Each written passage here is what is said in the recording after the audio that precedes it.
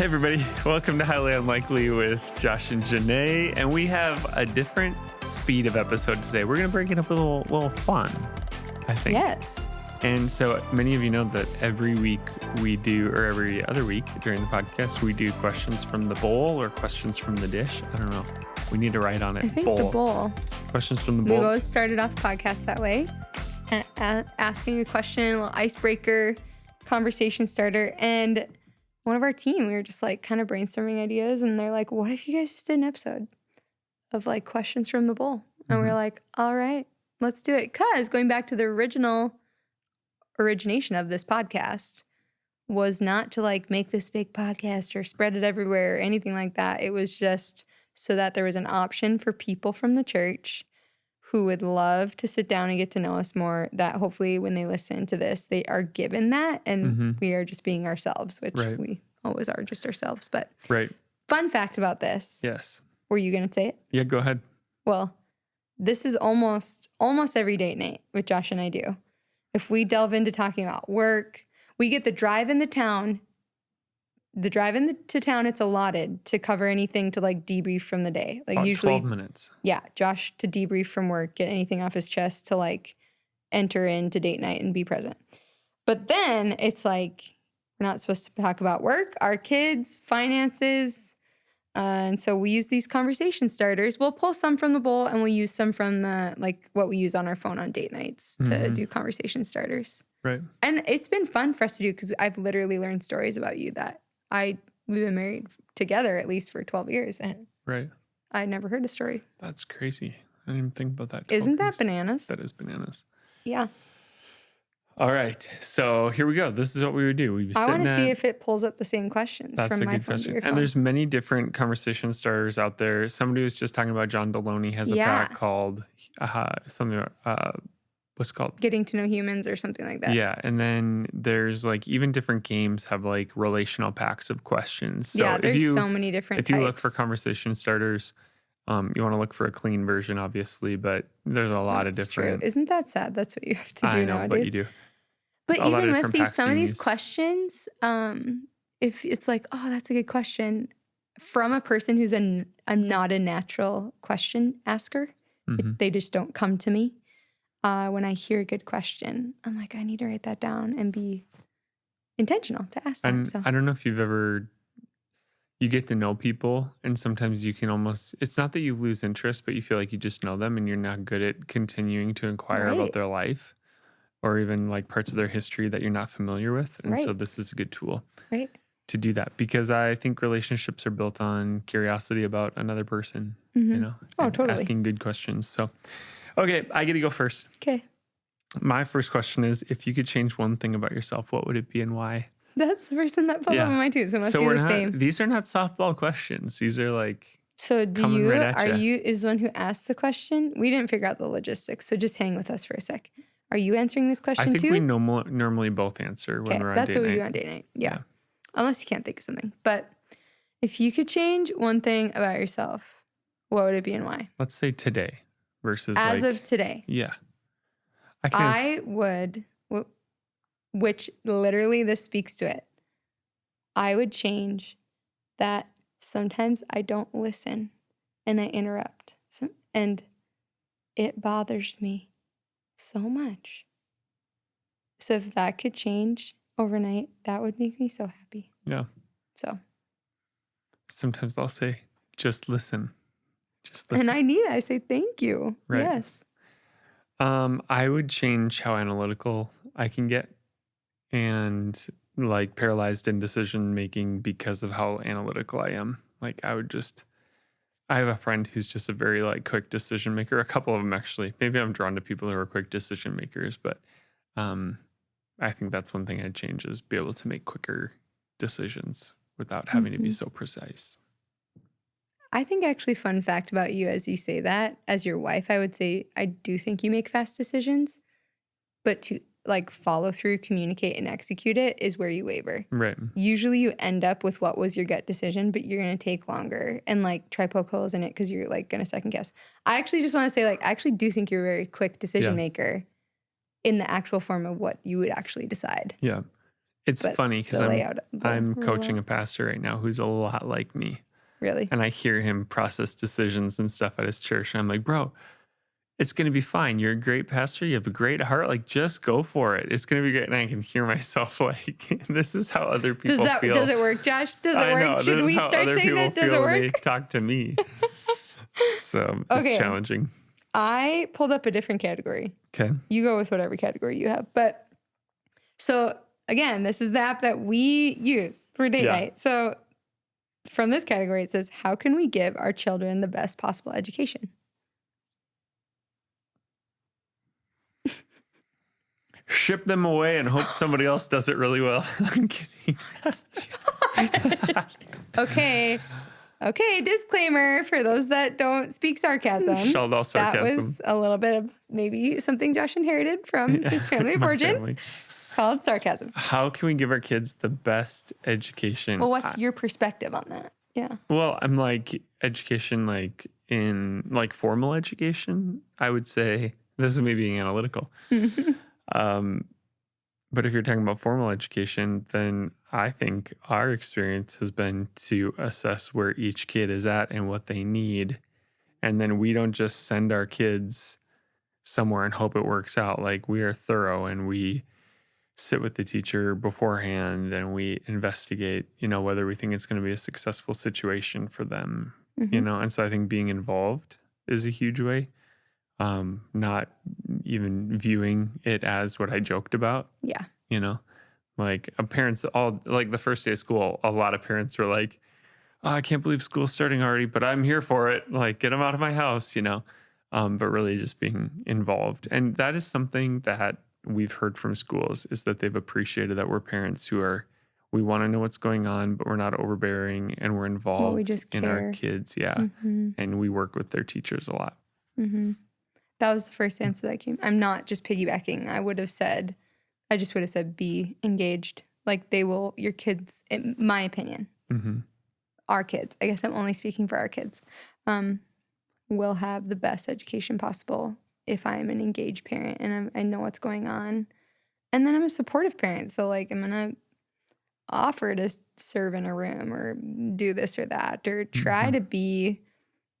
I can't resonate with being with someone that's like hounding teachers, but like I'm proactive as a parent. But I had a dear friend that last year when they started school, were starting at a new school and some different things. And she just said, I'm just so looking forward to being such a great witness for Jesus to this teacher. And I was like, I love how you worded that. Right. And she's like, because just asking her a day is, and not just being concerned of how she can help me or my kid or my family. And I want to be the most supportive parent. And this is a witness to Jesus Christ. And what an opportunity we have. So, which I feel like both of our kids are in new classes, obviously, this year. And I feel like we have a personal relationship with both our teachers from last year.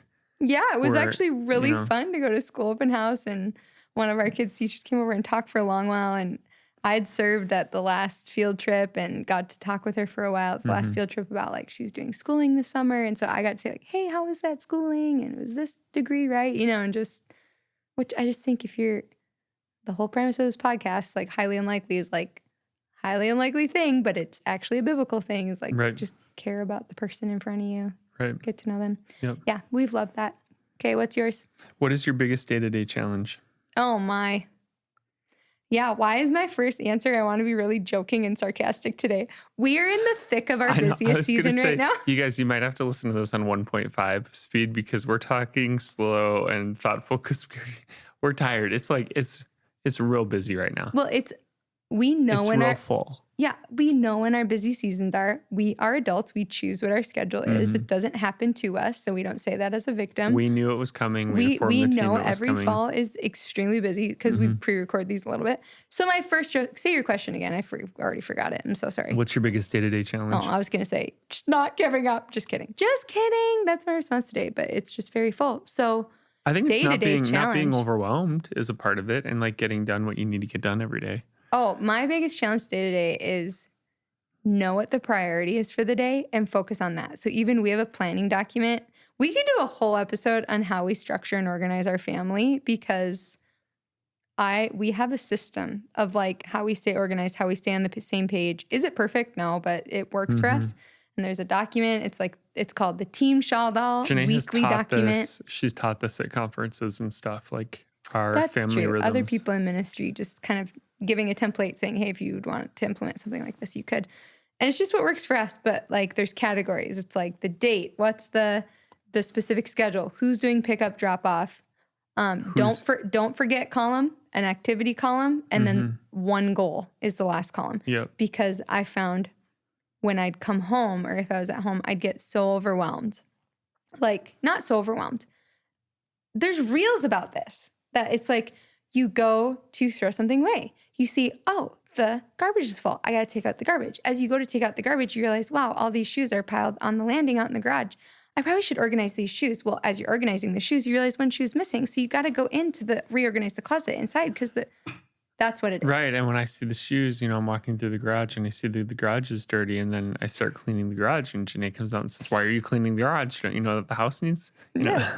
That's really it. Yes. But so I would say my daily challenge, even at work, is like, what's the priority? And I need to structure my day and my time to be focused on that priority. So within our home, that's the one goal. So if it's like all the dirty laundry gets cleaned, okay, yes, if the dishes are piled up, that's a thing. But our one goal as a family today is that at least all the laundry dried is clean, right? So that has helped me. That's been like a little hack for me. So that's my personal challenge day to day.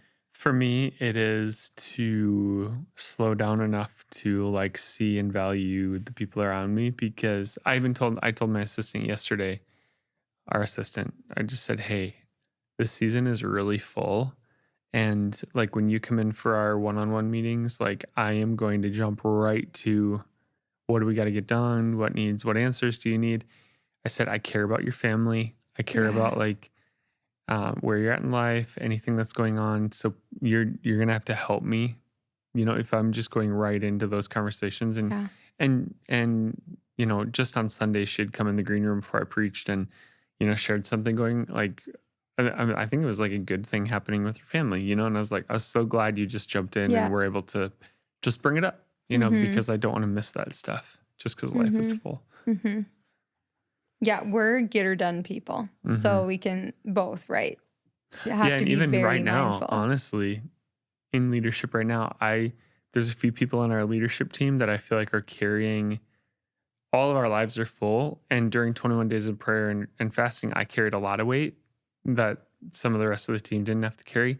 Now I feel like some of them are carrying weight that I'm not having to carry. And so I'm jumping into their job descriptions and handling some tasks and stuff for them, to try to help. That's what I love about the team we have here. It's just like it's such a good team. Everybody's working together. Okay, this is the next one I got. Okay.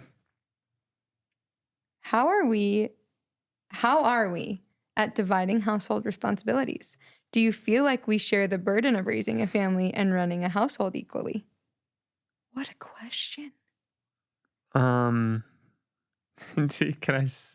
This has been something we're trying to figure out, like I would say in a big way. Oh, I think we have assessed this in every season. Every time we added a kid, we had to reassess this. Anytime a big schedule change came or job requirement, we had to reassess this. Yeah. When we moved into a bigger house, we had to reassess this. Mine is like, my next question is, what can we do to avoid fighting and arguing? And I'm like, figure that question out. Like, that's the key. Well, yeah. Okay, answer the question. Sorry. Okay, you read it again. I got distracted. I went to the next one. So it was about how are we at dividing responsibilities in a household? How are we at, I can't remember something, running a household equally was essentially the question. Yeah. I would say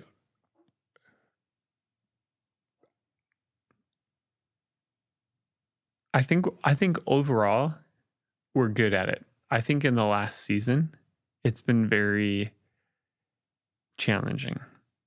Well, what did we add in the last season? Well, we added a dog. Saying it's the fourth child. Yeah, we've added 3 children. Not in the last season. Jenaye's been working a lot because conference is coming up. Well, like we said. So, it does change. So, and you, so we've been talking about different ways to like figure this out, and just I think sometimes I just expressed this to you the other day. I was like, I think sometimes we're both doing things that the other person doesn't realize you're doing. Yeah. You know? Like, you'd only realize I'm doing it if I was going to say accidentally died. Accident. Well, I'm glad it would be accidentally. Like, more just saying, like, if I was gone, like, if I got in a car accident, you'd be like, oh, wow. Right. This bill came. I didn't realize she was paying that every month, or I don't know. Right. Yeah.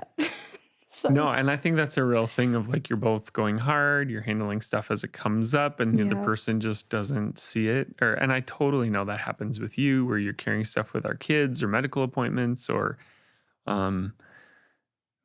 just meal prepping all the time and all these different things. And you can easily take it for granted because everybody has their own list of to-dos in their mind. Mm-hmm. And sometimes the things that are priority in your mind that need to get done aren't the same priority in my mind.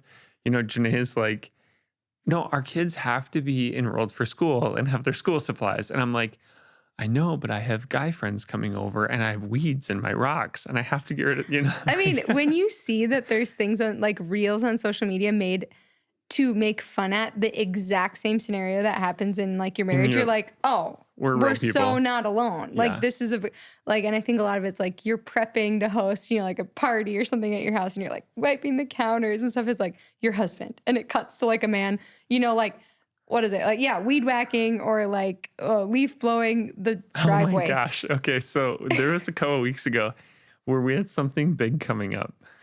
And Jenaye texted me a list. I think it was like your dad was coming or your family. And there was like these few things that we had to get done to get ready. And so I pull up the reminders app where Jenaye will drop stuff that needs done. Okay. And yes. I pull up the app and I'm like, I can't believe that these are the things that she wants done. But one of them is like weed whacking the dog kennel. So I'm out weed whacking the dog kennel.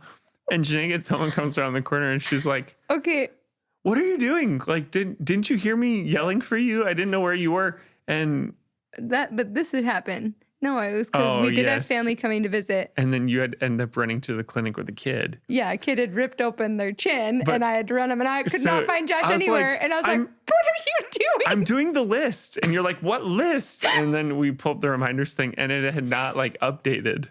It like stopped. Okay, so let's talk about the tools that we use. Yeah. So I was doing the wrong list. That's the moral of the story. You were doing the right list. But it just hadn't updated. iCloud, it got whatever. The cloud evaporated, I guess, because it didn't. I'm going to try find it. Oh, I'm in my notes app. I need to do my reminders app.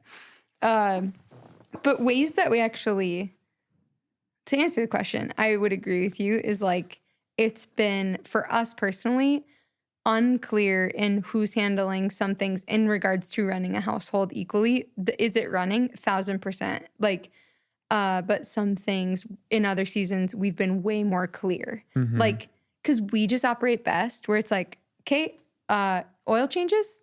It's not like you each have your car and you're responsible. It's like, no, oil changes is on you, Josh. So you're the one that's worrying about that. I'm not even thinking about that. Mm-hmm. Jenaye, like this is pretty standard. Like, no, I buy the groceries. When is the last time you've ever had to go buy groceries in like 10 years? So, and you don't think about it. No, and then I think there's like... It's cleaner. There's things like dishes and like... laundry. Yeah, laundry that we probably both think we do it the most, but it's just one of those... It's pretty shared. Yeah, but it's pretty shared. It's like one of those constant... You're just always having to do it, Never ends. It never ends, so... But when we're at our best, but when we're really clear on this... It's very clear for us. Mm-hmm. And we just haven't had the time to sit down and do our activity, which is the way we clear this up, which we do a posted activity and we used to do it with like a whiteboard. You do a whiteboard, but you need a lot of space because each have your color and it's your job to represent yourself. So you write down absolutely everything. We've done this even with work. We did it once with work, personal and work, because Josh was serving on a ton of boards. He was doing all these travel and you write down everything. You write down everything you feel responsible for, whether it's a mental load, whether it's physical, whether it's seen or unseen, whatever. If you feel like you carry the responsibility, you write it down. And then together we assess it and we look at all of them and we start assessing, hey, what's like new things that we've added onto our plate? Okay. So the dog, we never like formally sat down and we're like, our kids got an above ground pool this summer that you have to like, make sure it doesn't get murky. We never sat down and were like, who's responsible for this? Who's going to do this with the dog? Who's going to do. So I would say that's probably why it's unclear for us as of today. But And I just want to say, like, when that stuff is unclear and you find yourself doing it, I think that is, and we talked about this, that's like where little resentments can build up in your heart because you're like, well, I right. expected the other person to do this and I'm already doing that. And just having to like keep those things in check or at least talk through them like, hey, here's the way I've been feeling, and when you're overwhelmed because you've added something new, I think that's the hardest time to sit down and it's have the those whole frustration conversations. gap. If you could see my hands right now, one's low, one's high. And it's if the higher hand up here is the expectation, but this hand down here is reality. Well, what's in between? Frustration. Like it's true at work. It's true at home. If you flip those hands, then people's expectation is low, but the reality is high. Then they're like, wow, I can't That's believe like you did that. Yeah, wow factor. You're so right. But even with that, if you're not even communicating expectations, that will automatically lead to frustration. Or if you have unspoken expectations. Right, unspoken, uncommunicated, totally. So we do the Post-it activity, and usually if it's like we identify, here's 7 new things we've added in the past year. By the way, this is also where like good marriage coaching or counseling before you get married is helpful because they help you identify like if you have a very traditional view of marriage or a very equalitarian where a guy could get married and be like, well, my mom made every meal and we sat on the couch and waited to watch TV until it was done and then she brought it to us and I expect my wife to do the same, but the wife was raised in a different... that before you're married for sure. Like your wife was raised in a different family that, it's not that one of you is necessarily wrong. It's that you have different experiences and expectations. Yeah, you got to be unified on that before. And we've been always very, hey, we're a team in everything. We're a team. And so and it's ebbed and flowed in different seasons where I was the primary budgeter person for a season. I was the one on top of it. As we added more kids, that has shifted more so over to Josh. Or it's a bit more shared than it was one-sided. But we do I was trying to just get through logistically, how do we figure this out? But no, it's okay. The Post-it activity, if we identify like 7 of them are new. Why are you smirking? Because my next question is so good. Okay. I'm sorry, I saw it. It's so good. So if it's like, oh, these are like 7 new things between the two of us we've added, where are we taking off 7 things? Because you can't just add more Post-its and add more Post-its. You only have 24 hours in a day. You only have a certain human capacity. Which that was a conversation when we got the pool. Because I was like, babe, this is another thing to maintain. And you're like... my counselor said that. It was like, have you guys counted the cost of what this is going to take out of your... But I remember you saying like, no, as a lifeguard, I understand what you got to do. Like, as long as you clean the pump, I will do the chemical. Yeah. Or like the chlorine. And when it's murky, I knew, I hadn't added or checked the levels, right? Yep. But that's the thing is when you see that's the beautiful thing of very clarified roles in the home even. And with our kids, we're getting there with our kids. Is like, our one daughter knows she has her magic eraser that's in the drawer in their bathroom, and that is her job. Is like when it's cleaning day, that she uses that and she cleans their, counter, all that beautiful toothpaste they get everywhere off the, and they know. And one of our kids is really good at cleaning toilets and loves doing it. And we got the little Clorox toilet wand thing. And when we're cleaning, it's like, hey, you know your role, like, your responsibility, and they know how to do it. Yep. So, but the beautiful thing is when it's not done, or when you see that it is dirty or out of place, like, there's not unnecessary maybe guilt to someone if you're like, well, I'm not sure if I'm supposed to do that or someone else. I think it's super freeing in marriage. The other thing we used, Josh referenced, was if you have an iPhone, there's a reminder app that's automatically built in, and you can create a reminder list. We have one that's Shaldal Household, and it is shared between us. So like if he pulls up his reminders, or I do, and so I'm looking at all the ones that were from that one weekend that, but it's like, put a towel in the main bathroom, clean the mirror in the main bathroom, put the rug in the living room. And I was just trying to write down what needed to get done. So that tool really helps if you are like, maybe you have all this mental load of what needs done, but you're not gonna be able to sit down and just be like, oh, let's communicate. And I'm not gonna sit down and write a list because it's probably gonna get eaten by the dog by the time, we need it done. So, and then if someone else does it and they check it off, you see it's already done. So if the cloud doesn't screw up and like not update it. Not update it. Yep. Yeah. Okay. What's your That's really great. great question? What is your least favorite outfit that I own?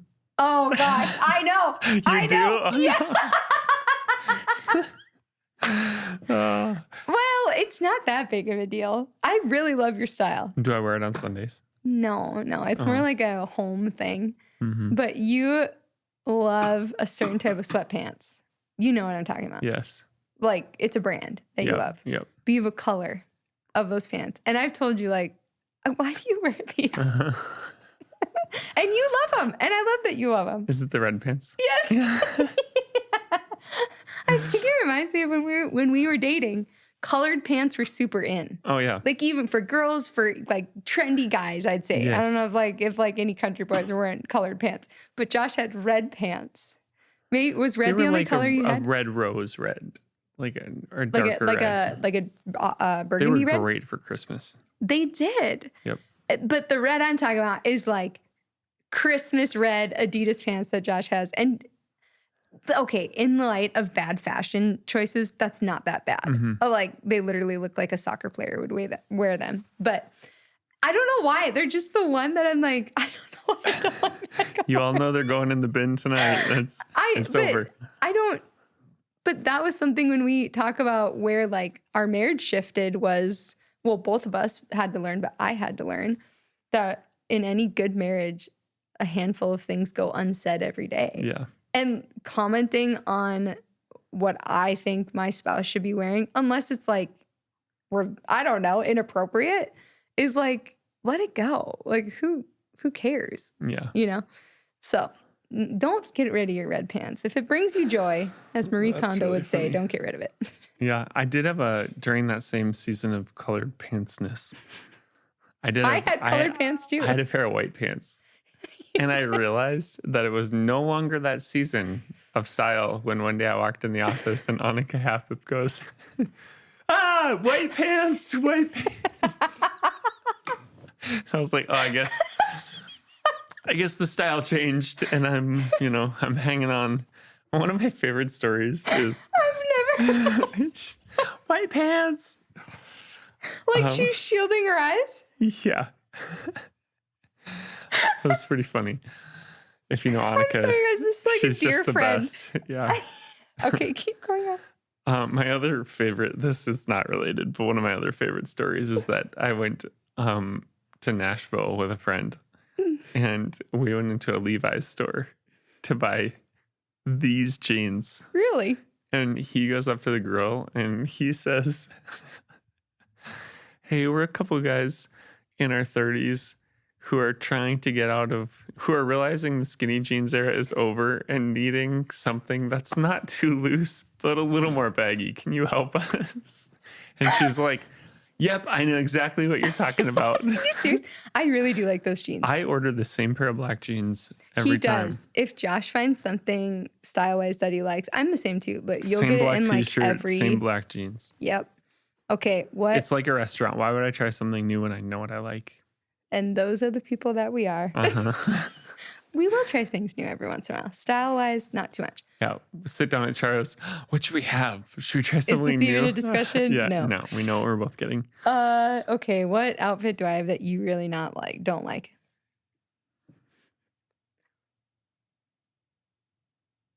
I do wear some quirky things sometimes. You do? I'm trying to think if there's anything I really don't like.